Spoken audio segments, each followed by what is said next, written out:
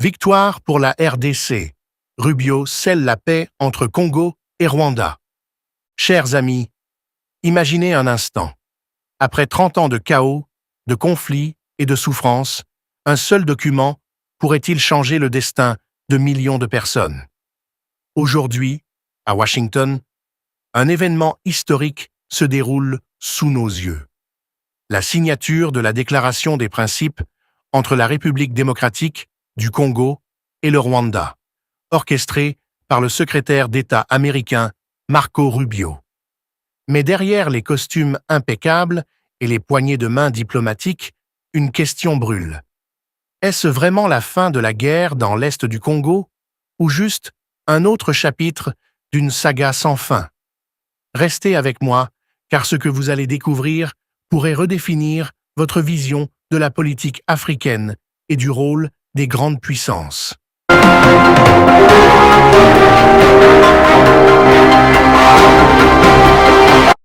Nous sommes le 25 avril 2025 et l'ambiance à Washington est électrique. Les projecteurs sont braqués sur le département d'État où Marco Rubio accueille deux figures clés. Thérèse Kayikwamba Wagner, ministre des Affaires étrangères de la RDC, et Olivier Nduhungirehe, son homologue rwandais. Cette cérémonie marque un tournant, fruit de mois de négociations ardues, notamment grâce à la médiation du Qatar. Mais au-delà des discours policés, il y a des vérités crues à dévoiler, des jeux de pouvoir à décrypter, et une histoire de résilience congolaise qui mérite d'être racontée. Commençons par poser le décor. L'Est de la RDC est un paradoxe. Une terre bénie par des richesses minérales inimaginables. Coltan, or, cobalt, mais maudite par des décennies de violence. Depuis les retombées du génocide rwandais de 1994, la région est un champ de bataille où s'entremêlent groupes armés, intérêts étrangers et luttes pour le contrôle des ressources. Au cœur de ce chaos, le mouvement M23, accusé par la RDC, les Nations Unies et plusieurs gouvernements occidentaux d'être soutenus par le Rwanda. Kigali, bien sûr, nie en bloc. Mais les rapports s'accumulent, les preuves s'empilent et la pression internationale s'intensifie. Alors, comment en sommes-nous arrivés à ce moment précis, où deux nations autrefois à couteau tiré signent un pacte pour la paix? Le problème, c'est que cette guerre n'est pas seulement une affaire de territoire ou d'ethnie. C'est une guerre par procuration, alimentée par des intérêts économiques colossaux. Les minerais de l'Est congolais sont le carburant de nos smartphones, de nos voitures électriques, de notre monde moderne. Et pendant que des multinationales engrangent des milliards, des milliers de Congolais fuient leur village. Des enfants sont enrôlés comme soldats et des familles pleurent leur mort. La RDC accuse le Rwanda de piller ses ressources via le M23, tandis que Kigali rétorque que le Congo héberge des milices hostiles, comme les FDLR, liées au génocide de 1994. Les deux camps ont des griefs, mais les victimes, elles, n'ont que des larmes. Entrons maintenant dans le vif du sujet, la signature d'aujourd'hui. Thérèse Kayikwamba Wagner, la ministre congolaise, est une figure impressionnante. En mentionnant directement Olivier Nduhungirehe lors des préparatifs, elle a démontré une finesse diplomatique remarquable. Elle sait que chaque mot compte, chaque geste est scruté. Son attitude reflète la détermination de Kinshasa à reprendre le contrôle du récit. Mais de l'autre côté, Nduhungirehe a fait preuve d'une maladresse surprenante. En omettant de rendre l'appareil à Wagner, il a non seulement manqué une occasion de montrer du respect, mais il a aussi révélé une faiblesse dans son approche. Un ministre des Affaires étrangères se doit d'être un maître de l'étiquette, et cette omission pourrait coûter cher à l'image du Rwanda sur la scène internationale. Mais au-delà des politesses, il y a une vérité plus profonde. Le président congolais, Félix Tshisekedi, a toujours affirmé que le véritable chef du M23 n'est autre que Paul Kagame, le président rwandais.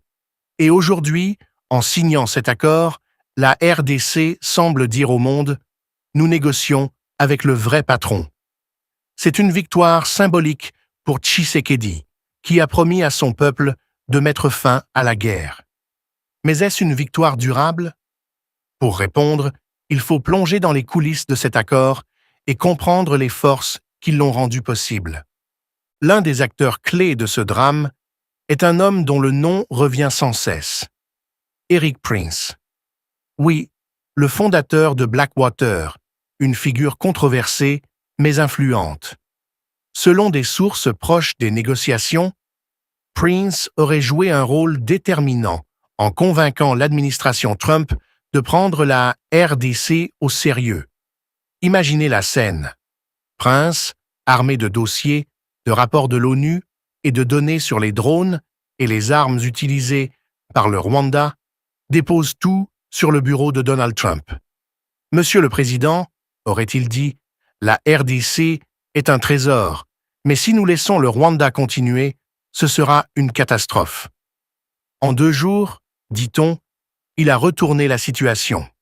Trump, connu pour son pragmatisme, a vu une opportunité: sécuriser l'accès aux minerais congolais tout en affaiblissant l'influence rwandaise. Mais pourquoi Trump s'intéresse-t-il autant à la RDC? La réponse est simple: les minerais. Les États-Unis veulent réduire leur dépendance vis-à-vis de la Chine, qui domine le marché des matières premières critiques. La RDC, avec ses réserves colossales, est un partenaire stratégique.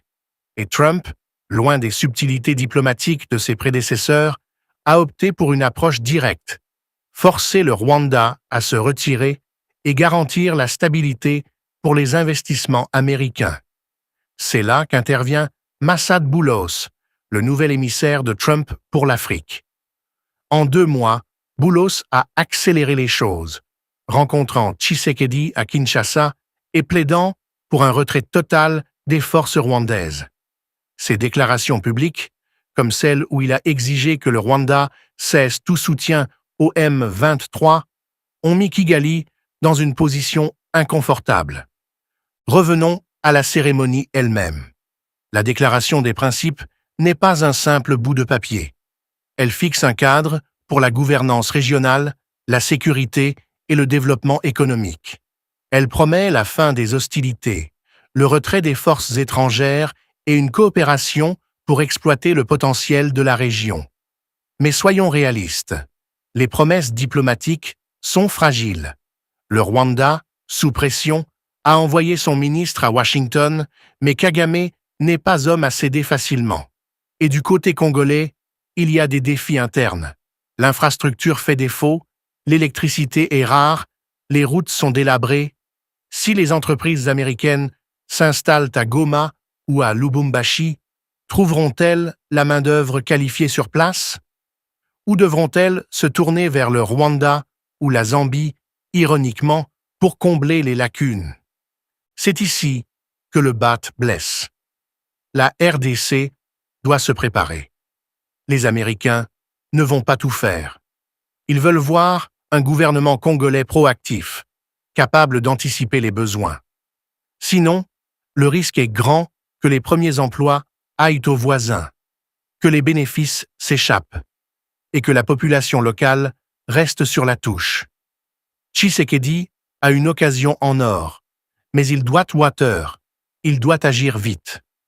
Les grands accords se signent aujourd'hui, mais leur succès dépendra de ce que Kinshasa fera demain.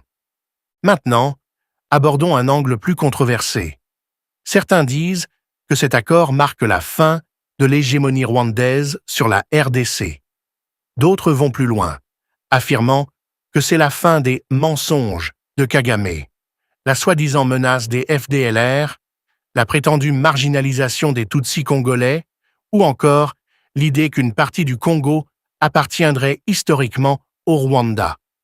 Ces récits, qui ont justifié l'ingérence rwandaise pendant des décennies, sont aujourd'hui mis à rude épreuve. Mais il faut être prudent. Accuser Kagame de tous les maux sans reconnaître les complexités ethniques et historiques de la région serait une erreur. La paix ne se construira pas sur des slogans, mais sur des compromis douloureux. Et puis, il y a la question des M23. Que deviennent-ils? L'accord reste flou sur leur sort. Vont-ils déposer les armes et s'intégrer dans la société congolaise? Ou seront-ils traqués, comme le suggèrent certains, par des forces comme celle d'Eric Prince? Blackwater, ou quel que soit le nom de l'entreprise aujourd'hui, a signé des contrats juteux avec les Américains. Si le M23 ne quitte pas le sol congolais, une intervention paramilitaire pourrait-elle être la prochaine étape? Cette perspective est à la fois séduisante pour ceux qui veulent la justice et terrifiante pour ceux qui craignent une escalade. Mais au milieu de ces intrigues géopolitiques, il y a un élément qui donne de l'espoir, la résilience du peuple congolais. Malgré les horreurs, les viols, les déplacements, les massacres, les Congolais continuent de croire en un avenir meilleur. Cet accord, s'il est respecté, pourrait marquer la fin d'une ère de désespoir. Il pourrait ouvrir la voie à des écoles, des hôpitaux, des emplois. Il pourrait rendre à la RDC sa dignité, si longtemps piétinée. Arrivons maintenant au moment clé de notre analyse. Ce qui rend cette signature si extraordinaire, ce n'est pas seulement l'accord lui-même, mais ce qu'il révèle sur le pouvoir de la vérité. Pendant des années, le Rwanda a nié son implication avec le M23. Mais face aux preuves accumulées, rapports de l'ONU, témoignages, données sur les armes, Kigali n'a plus pu se cacher. Eric Prince, avec son franc-parler, a mis les faits sur la table. Trump, avec son pragmatisme, a forcé la main. Et Tshisekedi, avec sa ténacité, a prouvé que la RDC pouvait tenir tête à un voisin puissant. C'est une leçon pour nous tous. La vérité, quand elle est soutenue par des actions, peut renverser des montagnes. En conclusion, mes amis, la signature de la Déclaration des principes est un moment de triomphe pour la RDC, mais aussi un avertissement. La paix est fragile, et le chemin vers la prospérité est semé d'embûches. Tshisekedi doit transformer cette victoire diplomatique en résultat concret pour son peuple. Kagame, sous pression, doit respecter ses engagements sous peine de sanctions internationales. Et nous, en tant que spectateurs, devons rester vigilants. Car l'histoire nous enseigne une chose. La liberté et la justice ne sont jamais acquises. Elles se gagnent chaque jour. Si cette analyse vous a fait réfléchir, ne vous arrêtez pas là. La situation en RDC évolue rapidement et d'autres révélations pourraient bientôt voir le jour. Abonnez-vous à la chaîne, activez la cloche et plongez dans notre prochaine vidéo pour découvrir ce qui se trame derrière les portes closes. À bientôt et restez éveillés. Mr. Secretary of State, Honorable Senator Marco Rubio, His Excellency Mr. Olivier Nduhungirehe, Minister of Foreign Affairs of the Republic of Rwanda, Excellencies, distinguished guests, ladies and gentlemen, today marks not an end but a beginning, a necessary step toward. Today marks not an end but a beginning, a necessary step towards peace taken with resolve and purpose. This moment carries particular weight for the Democratic Republic of the Congo. In Goma, in Bukavu, and beyond, the reality of displacement, insecurity, and hardship continues. For us, the urgency of this initiative is not theoretical, it is human. We signed this Declaration of Principles not as a symbolic gesture, but as a political commitment, a reaffirmation of principles enshrined in international law, and most recently echoed in the UN Security Council Resolution 2773, a resolution calling for the immediate, unconditional, and verifiable withdrawal of all foreign troops from sovereign territory of the DRC. We are clear in the Great Lakes region, peace must come first, followed by the rebuilding of trust, and then, only when conditions are right, the careful reopening of a path to meaningful bilateral cooperation. Too many past efforts have failed because sequencing was ignored and accountability postponed. Peace and development cannot rely only on good intentions. They must be built on responsibility, clear commitments, measurable timelines, and consequences for non-compliance. This is the only way to restore credibility, not just among states, but with the people who are waiting for peace to become real. The signature of today's Declaration of Principles heralds renewed hope. It reflects the U.S. resolve to complement and support regional and international efforts. This initiative brings accountability and draws the hard lessons from past efforts that have failed to materialize. So the good news is there is hope for peace. The real news, peace must be earned, and it will require seriousness, transparency, and sincerity. We welcome the leadership of the United States of America, a country that has shown steadfast support, consistent principles, and resolve in multilateral forums, especially within the United Nations Security Council. Mr. Secretary, Senator Rubio, I would like to express our deep gratitude. Dr. Boulos, also, your extensive consultations across the region have brought nuance, depth, and humanity to this process. And your presence today underscores that diplomacy must listen, understand the lived experiences of those most affected, and seek durable solutions. The Democratic Republic of the Congo recognizes and values this engagement of the United States. We are also encouraged by US-backed initiatives that promote secure mineral value chains and inclusive economic growth. These efforts reaffirm that peace and prosperity are inseparable. Each step towards stability is a step towards dignity, jobs, and schools. This is the promise of responsible investment and a principled partnership with the DRC, a country not only emerging from conflict, but also at the core of finding solutions to global challenges. To our countrymen and women in the Democratic Republic of the Congo, especially in the East, we know you are watching this moment with concern, with hope, and yes, with doubt. And you are right to do so. You have every reason to expect more than promises. You are entitled to actions that measure up to the suffering you have endured. We draw strength from your resilience, from your commitment to justice, and from our shared, unwavering belief that our sovereignty and our territory are not negotiable. We are a nation that honors its responsibilities, and we understand that history, geography, and yes, maybe even fate has given us the neighbors we have. The borders we inherited, as confirmed by the African Union, are permanent and will never change. But beyond these lines lie histories, families, and communities that bind us together.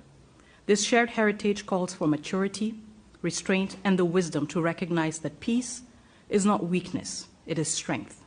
Once again, we stand at crossroads, with peace within reach, and we, the Democratic Republic of the Congo, are determined to move forward, building on the lessons from the past. We stand as a nation dedicated to achieving lasting peace. We welcome the support of a strong partner by our side. And I voice the solemn hope that all parties will seize this opportunity, just as we, the DRC, have chosen to. Thank you. Of President Paul Kagame and the government of Rwanda, I want to start by thanking President Donald Trump for enabling a real change in the conversation on how to resolve the situation in the Eastern Democratic Republic of Congo, leading to the signing of the Declaration of Principles today. I thank Secretary Marco Rubio and the United States government for hosting us, and I commend the positive role played by Senior Advisor Masad Boulos and his team and other officials in the significant progress achieved thus far. Today, we are talking about the real issues, the root causes that must be addressed to achieve a lasting peace in our region. Those include, first and foremost, security, as well as the return of refugees. In addition, and very importantly, we are discussing how to build new regional economic value chains that link our countries, including with American private sector investment. Our goal is a secure region, free of violent ethnic extremism, which is well governed. Working together, our region can be an engine of prosperity for all our peoples, and indeed Africa as a whole.